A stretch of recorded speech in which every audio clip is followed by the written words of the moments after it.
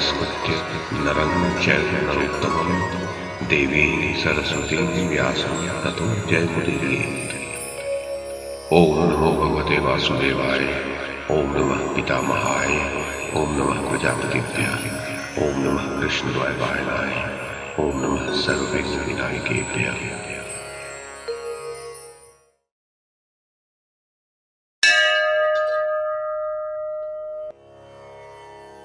संजय ने कहा, महाराज, फिर थोड़ी ही देर में पांडवों की सेना ने लौटकर द्रोण को घेर लिया और उनके पैरों से उठी हुई धूल ने आपकी सेना को आच्छादित कर दिया। इस प्रकार नेत्रों से उजल हो जाने के कारण हमने समझा कि आचार्य मारे गए। तब दुर्योधन ने अपनी सेना को आज्ञा दी कि जैसे भी बने वैसे पांडवों की सेना को रोको। ये सुनकर आपका पुत्र दुर्मर्शन भीमसेन को देखकर उनके प्राणों का प्यासा होकर बाण बरसाता हुआ आगे आया। उसने अपने बाणों से भीमसेन को ढक दिया और भीमसेन ने उसे बाणों से बींध दिया। इस प्रकार दोनों का भीषण युद्ध होने लगा। स्वामी की आज्ञा पाकर कौरव पक्ष के सभी बुद्धिमान और शूरवीर योद्धा अपने राज्य और प्राण जाने का भय छोड़कर शत्रुओं के सामने जाकर डट गए। उस समय शूरवीर सात्विकी द्रोणाचार्य जी को पकड़ने के लिए आ रहा था। उसे कृतवर्मा ने रोका। छत्रवर्मा भी आचार्य की ही ओर बढ़ रहा था। उसे जयद्रथ ने अपने तीखे बाणों से रोक दिया। इस पर छत्रवर्मा ने कुपित होकर जयद्रथ के धनुष और ध्वजा को काट डाला और 10 नाराजों से उसके मर्म स्थानों पर आघात किया। इस पर जयद्रथ ने दूसरा धनुष लेकर छत्रवर्मा पर बाणों की बौछार आरंभ कर दी। महारथी युयुत्सु भी द्रोणाचार्य जी के पास पहुंचने के ही प्रयत्न में था। उसे सुबाहु ने रोका, किंतु युयुत्सु ने 2 क्षुरप्र बाणों से सुबाहु की दोनों भुजाएं काट डाली। धर्मप्राण युधिष्ठिर की गति मद्रराज शल्य ने रोक दी। धर्मराज ने शल्य पर अनेक मर्मभेदी बाण छोड़े तथा मद्र नरेश ने भी उन्हें 64 बाणों से आहत करके बड़ी गर्जना की। तब युधिष्ठिर ने 2 बाणों से उसके धनुष और ध्वजा को काट डाला। इसी प्रकार आपकी सेना के साथ राजा द्रुपद भी द्रोण की ओर ही बढ़ रहे थे।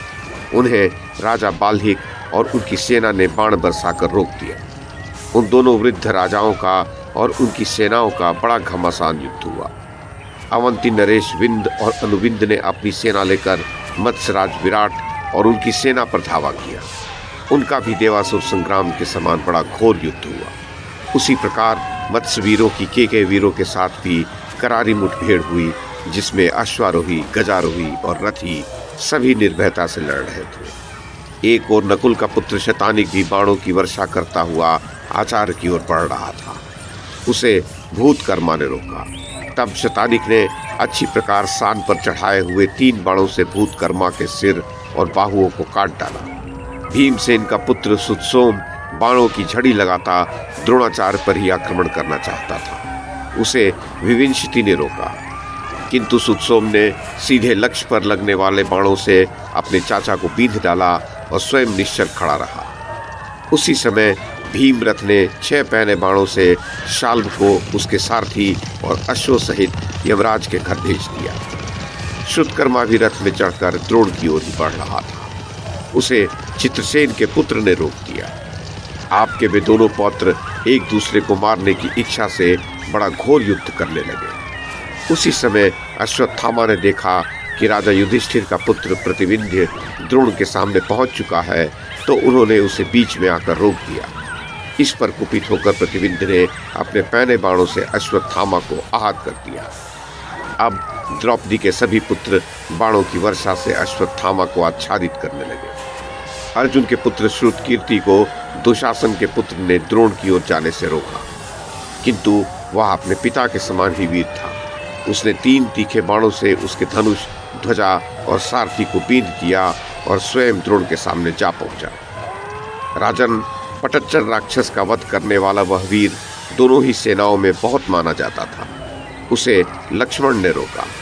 उसने लक्ष्मण के धनुष और ध्वजा को काटकर उस पर बड़ी बाण वर्षा की। द्रुपद पुत्र शिखंडी को महामती विकर्ण ने रोका। तब शिखंडी ने बाणों का जाल सा फैलाकर उसे रोक दिया, किंतु आपके वीर पुत्र ने उसे शीघ्र ही काट दिया। उत्तमौजा निरंतर आचार्य की ओर बढ़ता जा रहा था। उसे अंगद ने रोका। उन पुरुष सिंहों का जो घमासान युद्ध हुआ उसे देखकर सभी सैनिक साधु साधु करने लगे। महान धनुधर दुर्मुख ने पुरुजित को आचार्य की ओर जाने से रोका। इस पर पुरुजित ने उसकी भौहों के बीच में बाण मारा।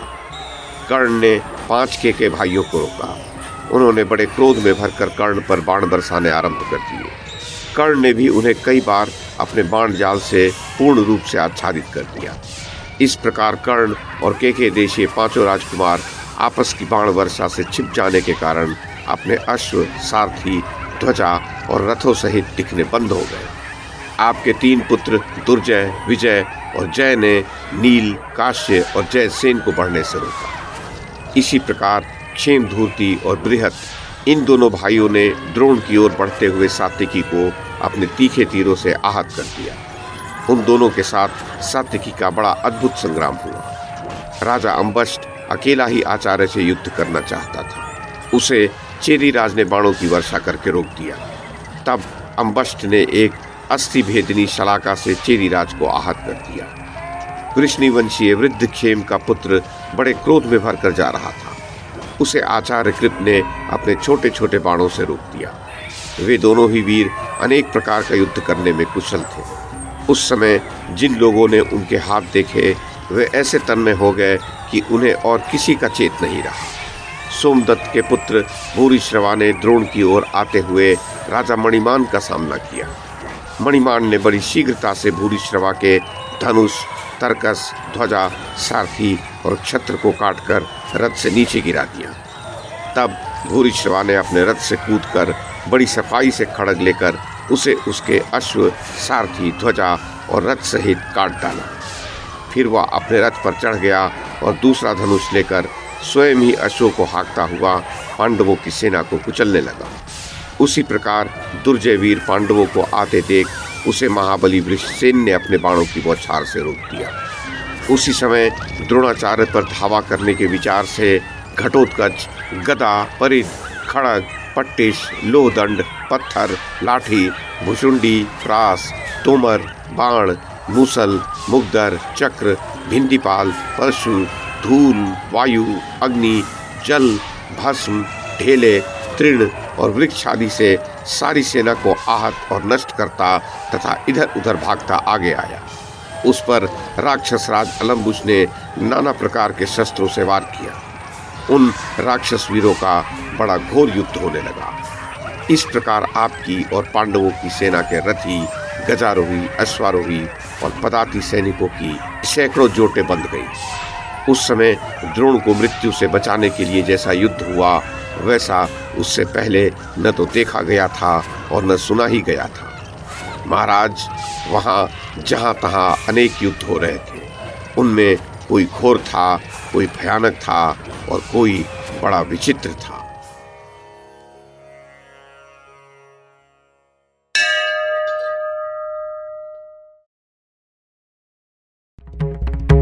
YouTube के माध्यम से महाभारत की कथा को एक श्रृंखला के रूप में प्रस्तुत करने का हमारा ये प्रयास यदि आपको सराहनीय लगा हो तो कृपया इस कड़ी को लाइक और शेयर करें, चैनल को सब्सक्राइब करें और बेल आइकन को दबाएं। साथ में अन्य लोगों को भी देखने के लिए प्रेरित करें। धन्यवाद और नमस्कार।